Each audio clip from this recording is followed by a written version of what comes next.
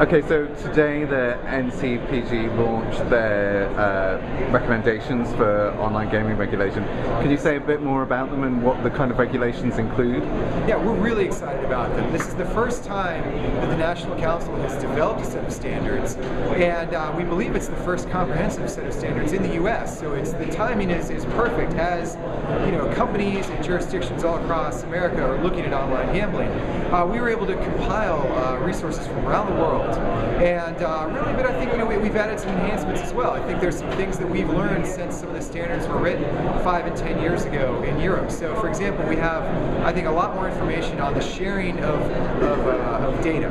Because I think the more play information that we're able to get, real-time, actual player information, the better we can design a responsible gaming standard that targets those people that are at risk, but that leaves alone or that doesn't interfere with the play for those people who are not at risk.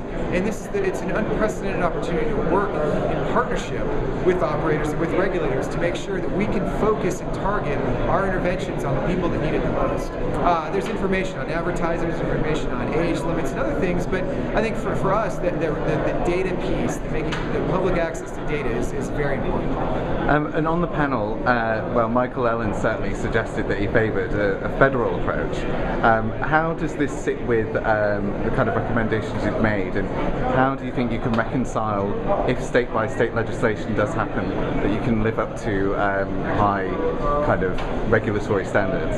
I think we have a unique opportunity as the National Council, as a 40-year advocate for problem gamblers and their families, to have our standards be accepted both at the federal and at state level. I think there's a lot of people that are looking for leadership on this issue that will appreciate this approach so that they can apply it broadly. As a voluntary set of standards, we have no authority to compel anyone to adhere to them, but I think it will gain great weight, and we hope that states, companies, and perhaps even the federal regulator, if one is enacted, would all at least consider that as they're developing their own standards. So, as an NGO, if you will, we have a good opportunity to really push this out across whichever jurisdiction and whomever is regulating this.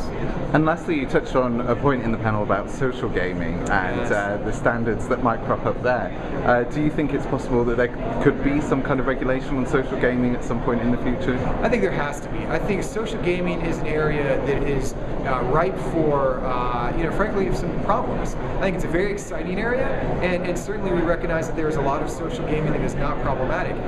By the same token, though, the closer it comes to gambling, the blurrier that line gets, and the more money that is being spent, the more time and money that's being spent on social gaming, the closer and closer it brings it to gambling and the need for consumer protection and player protection, because ultimately regulation rises and falls on the level of trust they have in the industry. And if there starts to become problems, we always say we can design a better responsible gaming solution than government can impose. So this is a good opportunity for us to work with people in the social gaming space to make sure that we put regulation in, or voluntary regulation in, ahead of time, rather than having some tragic events happen and having government impose something.